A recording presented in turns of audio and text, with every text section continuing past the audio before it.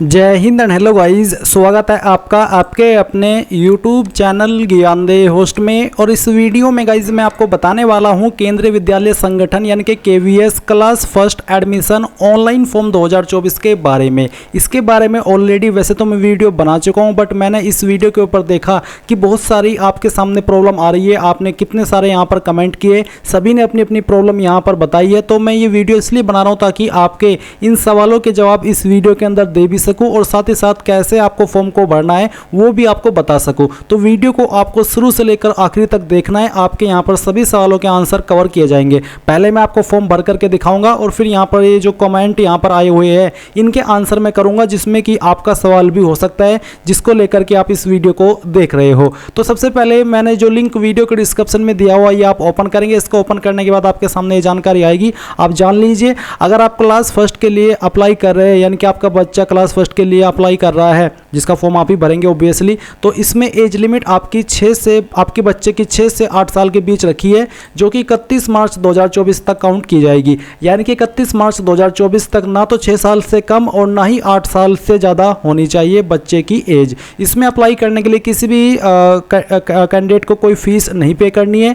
And यहाँ पर आप एज लिमिट का क्राइटेरिया देख सकते हैं सभी क्लास पर अप्लाई करने के लिए। इसके ऑलरेडी फॉर्म क्लास 2 एंड उससे अबो की जो क्लास है उनके भी स्टार्ट हो चुके हैं। अभी इस वीडियो के अंदर आपको क्लास फर्स्ट के बारे में जानकारी दी जा रही है। क्लास 2 का फॉर्म ऑफलाइन भरा जा रहा है, जिसके लिए मैंने वीडियो बना दी, आप इसको वॉच करके भर सकते हैं अगर आप क्लास 2 एंड उससे ऊपर के किसी भी क्लास में अगर अप्लाई करना चाह रहे हैं। अब आप आएंगे और अब इंपॉर्टेंट लिंक के सेक्शन में applying online registration link for class first ये ओपन करेंगे। आपके सामने सब इंस्ट्रक्शंस आएंगे, आप यहाँ पर इनको चाहे हिंदी के अंदर रीड कर लीजिए चाहे इंग्लिश के। क्या क्या आपके पास होना चाहिए उसकी पूरी जानकारी आपको यहाँ पर दी गई कि बच्चे के फोटो का साइज कितना होना चाहिए, फॉर्मेट कितना होना चाहिए, और यहाँ पर आपको पूरी जानकारी बेसिकली हिंदी के अंदर दी गई है। आप इनको भी पढ़ लीजिए ताकि आपको सब कुछ इसके बारे में पता चल जाए। जब आप इनको पढ़ ले और आपको लगे कि हाँ मैं इसमें अप्लाई करने के लिए कंप्लीटली एलिजिबल हूँ, तो गाइज आप यहाँ पर नीचे आएंगे और आपको यहाँ पर इसके ऊपर टिक करना है। तो इसके ऊपर टिक करने के बाद आप यहाँ पर प्रोसीड पर क्लिक करें और अब आपके सामने रजिस्ट्रेशन का जो पेज है वो आ चुका है। मैं यहाँ पर बताना चाहूँगा कि जो कैंडिडेट इस फॉर्म को भर चुके हैं ऑलरेडी और उनके फॉर्म के अंदर कोई गलती हो गई है तो इसमें एडिट का तो कोई ऑप्शन नहीं है। वो यहाँ पर नए मोबाइल नंबर और ईमेल आईडी का इस्तेमाल करके नया फॉर्म भर सकते हैं। तो अब यहाँ पर चलिए बात करते हैं। आता है फर्स्ट नेम ऑफ चाइल्ड, बच्चे का पहला नाम क्या है वो आप यहाँ पर लिखेंगे। मैं यहाँ पर अपनी ही जानकारी से बता रहा हूँ ताकि आपको समझा पाऊँ कि कैसे आपको इस फॉर्म को भरना है। फिर अगर आपके बच्चे का बीच का कोई नाम है मध्य नेम तो आप यहाँ पर डाल दें, नहीं तो आप खाली छोड़ दें। फिर आपको यहाँ पर बच्चे का लास्ट नेम डालना है। अगर बच्चा दिव्यांग या डिफरेंटली एबल्ड है तो आप यस करें, नहीं तो आपको नो करना है। फिर बच्चे की जन्म तिथि क्या है वो आप यहाँ पर भरेंगे और आपको पहले ही बोल दिया कि birth date should be between 1 April 2016 से 1 अप्रैल 2018, यानी कि आपके बच्चे का जो डेट ऑफ बर्थ है वो 1 अप्रैल 2016 से लेकर के 1 अप्रैल 2018 के बीच में होना चाहिए।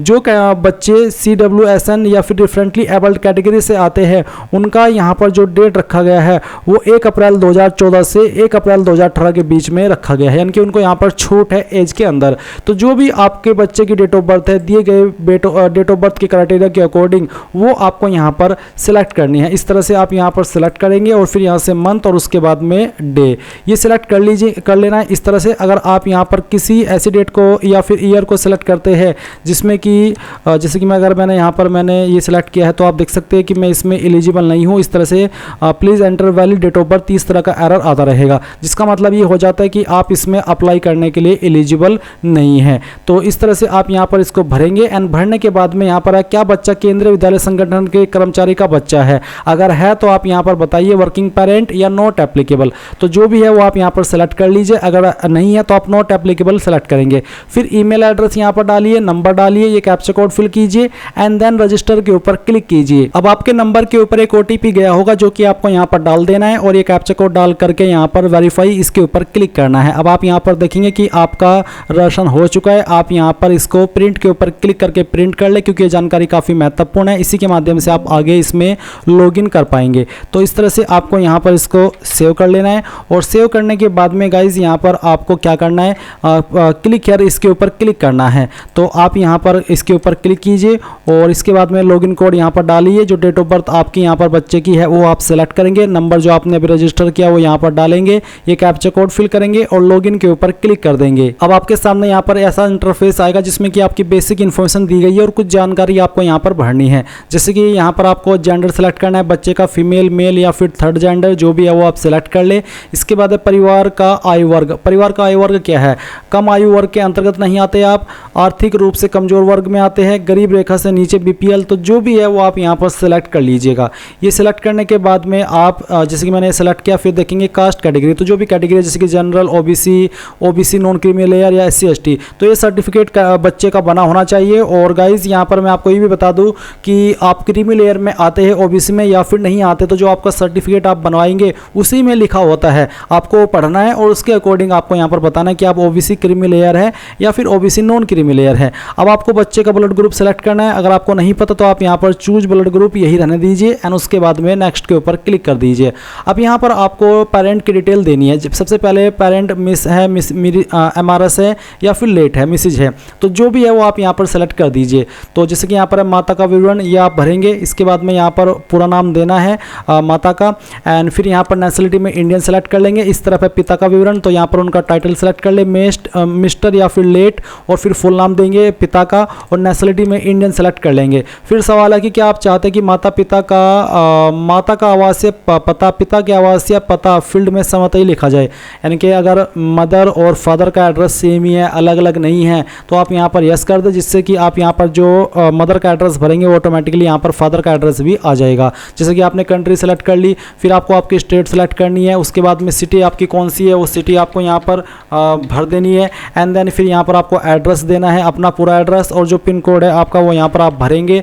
लैंडलाइन नंबर को या तो भर देंगे, नहीं तो खाली छोड़ देंगे, मोबाइल नंबर देंगे और ईमेल एड्रेस यहाँ पर भर देंगे। इसी प्रकार से आपको फादर का मोबाइल नंबर और ईमेल एड्रेस देना है, एंड देन यहाँ पर आपको उनका ऑक्यूपेशन बताना है कि वो क्या करते हैं। अगर आपको समझ में नहीं आ रहा है कि हम किस कैटेगरी में आते हैं, तो आप यहाँ पर सेल्फ एम्प्लॉयमेंट लिख सकते हैं, जो भी आप है, या फिर आपका जो ऑक्यूपेशन है, जैसे कि गवर्नमेंट जॉब करते हैं या फिर प्राइवेट जॉब करते हैं, जो भी करते हैं वो आप यहाँ पर एंटर करेंगे।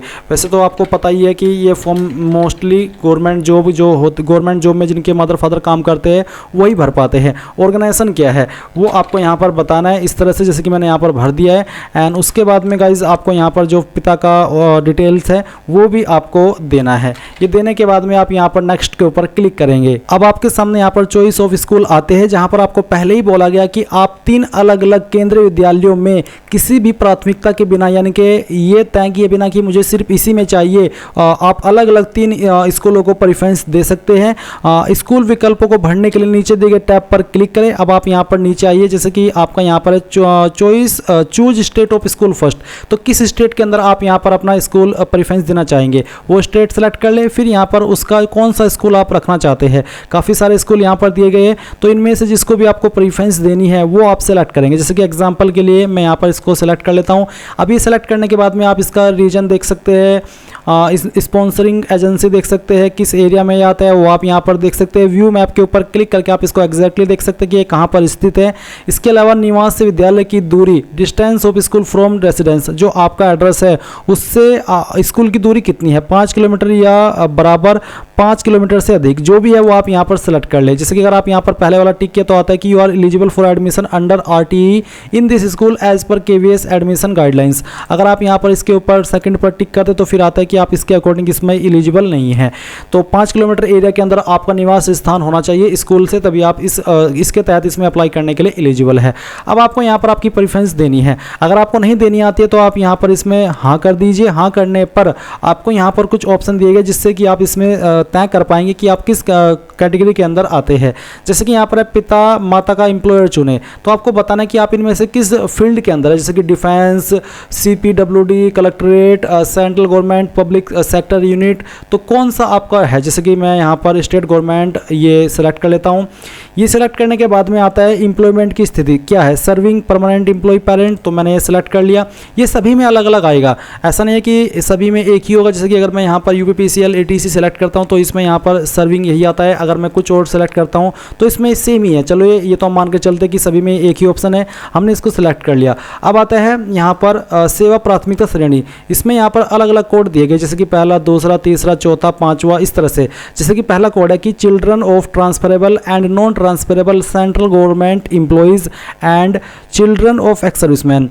यहाँ पर अगर आप उनके बच्चे जिनका जो पेरेंट, मान लीजिए आप पेरेंट है, तो आपका ट्रांसफ़र भी हो सकता है और आपका नॉन ट्रांसफ़र भी हो सकता है। सेंट्रल गवर्नमेंट एम्प्लॉय है आप और आप चिल्ड्रन ऑफ एक्स सर्विसमैन है। इसके साथ ही बोला है कि this will also include children of foreign national, यानी कि अगर आप फॉरेन नेशनल ऑफिसल्स हैं जो यहाँ पर डेप्यूटेशन पर काम कर रहे हैं या फिर आपका इंडिया के अंदर ट्रांसफ़र हुआ है, तो आप तब भी ये वाला कोड सेलेक्ट करेंगे। फिर यहाँ पर सेकंड पॉइंट है कि children of transferable and non transferable employees of autonomous bodies. अगर आप ऑटोनोमस बॉडीज़ के हैं तो आप यहाँ पर सेकंड वाला ऑप्शन टिक कर देंगे। एक फोर्थ ऑप्शन है कि children of transferable and non transferable employees of autonomous bodies, public sector undertaking, institute of higher learning of the state government. अगर आप इनमें से किसी भी डिपार्टमेंट से है जो कि यहाँ पर आपको बताया गया, तो आप ये सेलेक्ट करेंगे।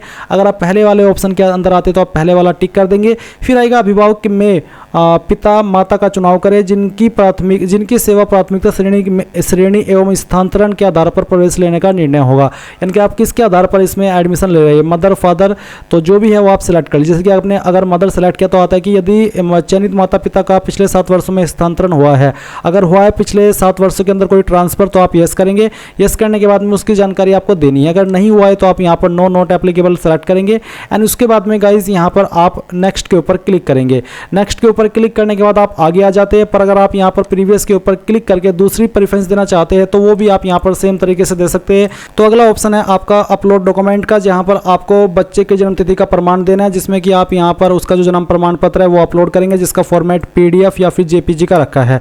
साइज 256 KB से कम होना चाहिए। सिंपली चूज फाइल के ऊपर क्लिक करें और जहाँ पर भी फाइल है वो आप सिलेक्ट करें और यहाँ पर इस तरह से ओपन करके अपलोड के ऊपर क्लिक करें तो आपकी फाइल अपलोड हो जाएगी। व्यू के ऊपर क्लिक करके आप इसको व्यू भी कर सकते हैं। अब आपको बच्चे का फोटो अपलोड करना है, तो जहाँ पर भी फोटो है वो आप सेलेक्ट करेंगे। जैसे कि डेमो के लिए मैं इस फॉर्म को भर रहा हूँ, तो मैं ये फाइल सेलेक्ट करता हूँ, यहाँ से ओपन करता हूँ और अपलोड के ऊपर क्लिक करके इस तरह से इसको अपलोड कर देता हूँ।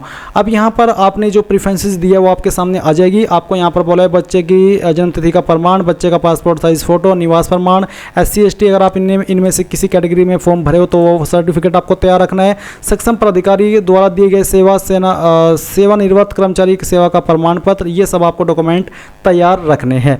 एंड अब आप गाइज यहाँ पर नेक्स्ट के ऊपर क्लिक करेंगे। इसके बाद में गाइज यहाँ पर डिक्लेरेशन एंड सबमिट का ऑप्शन आएगा, आप यहाँ पर टिक कीजिए। उसके बाद में आप यहाँ पर सेव टू प्रीव्यू इसके ऊपर क्लिक कीजिए, ओके कर दीजिए। आप प्रीव्यू के ऊपर क्लिक करके जितनी भी जानकारी भरी है उसको सभी को चेक कर लीजिए एंड देन यहाँ पर आप देखेंगे कि आपको इस फॉर्म को सबमिट करना है।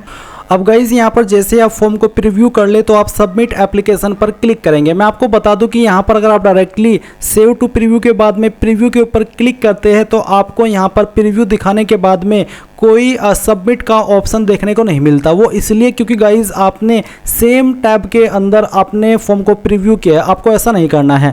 आपको यहाँ पर अगर आप इस फॉर्म को मोबाइल से भर रहे हैं तो लॉन्ग प्रेस करके रखना है और फिर आपको open link in new tab इसके ऊपर क्लिक करके नई टैब के अंदर अपने फॉर्म के प्रीव्यू को ओपन करना है। एंड अगर आप कंप्यूटर से कर रहे हैं तो फिर आपको राइट क्लिक करके यहाँ पर ओपन इन न्यू टैब इसके ऊपर क्लिक करना है और दूसरी टैब में जाकर के अपने फॉर्म का प्रीव्यू चेक करना है।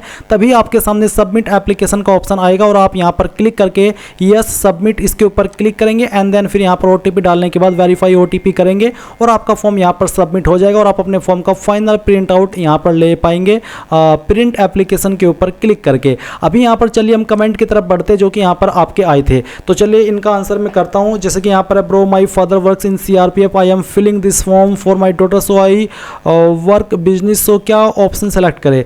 तो आपको यहाँ पर वर्क बिजनेस में आपको लिख देना है जॉब्स इन CRPF या फिर आप उसमें सेंट्रल गवर्नमेंट लिख सकते हैं। जैसे कि यहाँ पर है my father works in CRPF, I am filling this form for my daughter so I work business. तो इसमें मुझे समझ में नहीं है कि सवाल इनका क्या है। बेसिकली इसमें यह है कि अगर अगर आप खुद जॉब करते हैं गवर्नमेंट के अंदर तब आप इस फॉर्म को भर सकते हैं। ऐसा नहीं है कि आपके फादर करते थे और फिर आपकी शादी हो चुकी है और आप अपने बच्चे का फॉर्म भर रहे हैं तो आप इसमें एलिजिबल नहीं है। इसके अलावा यहाँ पर और भी प्रॉब्लम आ रही है, जैसे कि केंद्रीय विद्यालय में स्पेशल बच्चे का एडमिशन होता है कि हाँ होता है, तो आप उसमें अगर आप स्पेशल एबल्ड है तब भी आप इसमें कर सकते हो। गवर्नमेंट एम्प्लॉय इसमें मोस्टली अप्लाई करते हैं, जो प्राइवेट जॉब करते हैं वो इसमें अप्लाई नहीं कर सकते। इसके अलावा यहाँ पर दिस एरर इज शोइंग, तो डेट ऑफ बर्थ का जो एरर था वो पहले दिन आया था, अब वो नहीं आ रहा है, तो अभी आप इसमें यहाँ पर अप्लाई कर सकते हैं। जैसे कि प्राइवेट जॉब वालों को कौन सा ऑप्शन सेलेक्ट करना है, तो यहाँ पर मोस्टली प्राइवेट जॉब वाले जो सेलेक्ट करते हैं वो नंबर 4 ही सिलेक्ट करते हैं, क्योंकि उसमें जैसे कि मैंने अभी यहाँ पर आपको दिखाया भी एक बार में, जो मैंने वीडियो बनाई थी इससे ही थोड़ा सा बताता हूँ। अगर आप यहाँ पर आएंगे तो आपको देखने को मिलेगा इसमें जो ऑप्शन 4 है उसी के अंदर बेसिकली आपका कैटेगरी आता है। ऑप्शन 4 में आप देख सकते हैं children of transferable and non transferable employees of autonomous bodies, public sector undertaking, institute of higher learning of the state government. Public sector undertaking का मतलब प्राइवेट होता है, तो प्राइवेट की कैटेगरी में जो आते हैं वो ये वाला सेलेक्ट करते हैं। तो यहाँ पर गाइज मोस्टली यही आपके सवाल आ रहे थे। यहाँ पर एक एड्रेस परमानेंट और टेम्परेरी, आपको यहाँ पर जो आपका प्रजेंट एड्रेस है वो भरना है, और वो आपका एड्रेस आपके स्कूल से 5 किलोमीटर के एरिया के अंदर रहना चाहिए। तो इसमें इनवैलिड इनपुट एरर आ रहा है, तो अगर आपने कोई जानकारी जिसमें कि कोमा होता है वो लगा दिया है कहीं पर, तो इसलिए वो एरर आ रहा है। आपको कोई स्पेशल कैरेक्टर किसी भी जानकारी को भरने में यूज नहीं करना है, तो आपके सामने कोई इनवैलिड कैरेक्टर का या फिर इनवैलिड डिटेल का एरर नहीं आएगा। तो इनवैलिड इनपुट में यही मैंने जो आपको बताया कि आपको कोई कोमा वोमा नहीं लगाना है। तो यहाँ पर मैंने सभी सवालों के आंसर आपके कर दिए हैं। इसमें जो मोस्टली सवाल आ रखे हैं वो यही है जो कि मैंने आपको यहाँ पर अभी वीडियो में बताए हैं। तो आपको आई होप पूरी जानकारी समझ आ गई होगी। कोई सवाल डाउट अभी भी हो तो कमेंट के माध्यम से पूछ लीजिएगा। थैंक्स फॉर वॉचिंग एंड जय हिंद।